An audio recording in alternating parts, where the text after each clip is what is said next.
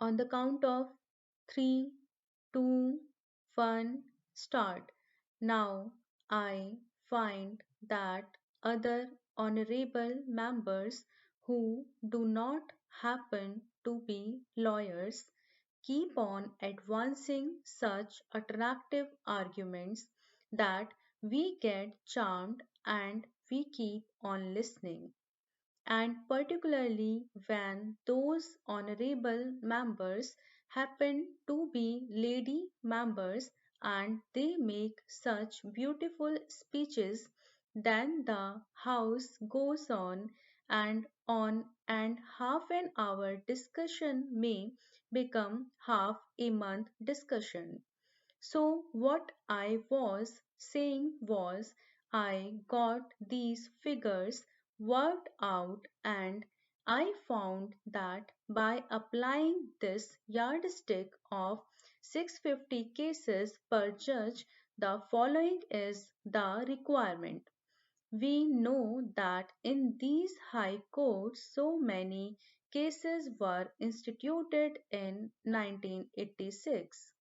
Therefore, if you apply the yardstick of 650, what would be the normal strength which would be able to cope with as many cases which are being instituted every day as would get disposed of the same day, so that arrears would not go on increasing?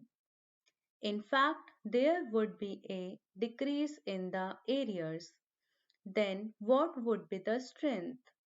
And what would be the strength when the arrears go on decreasing? I found you need extra strength for all this by working out at 650 cases per judge. Take the instance the Karnataka High Court, the sanctioned strength is 14 permanent and 3 additional. The total sanctioned strength is 17, and I find that by applying this yardstick of 650 cases per judge, the number of cases which were instituted in the High Court in 1986 would require 33 judges.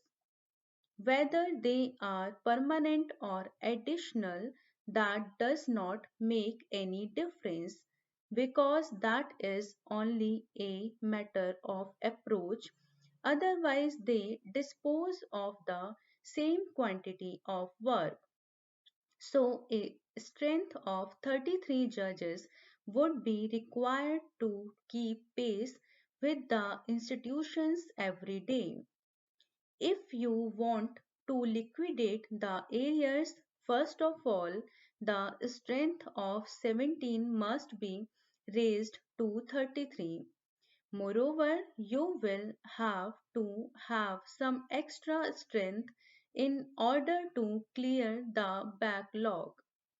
It is a question of calculation how many judges you should have for how many years in order to clear the backlog, by which time that the backlog would be cleared. For clearing the backlog, some extra strength would be required. And now it is true that before the Constitution was enacted, most of the high courts, except some, did not have this very useful writ jurisdiction. At that time, whatever the government did was final, because so many acts were passed with the result, right or wrong. Whatever the government did or said became final.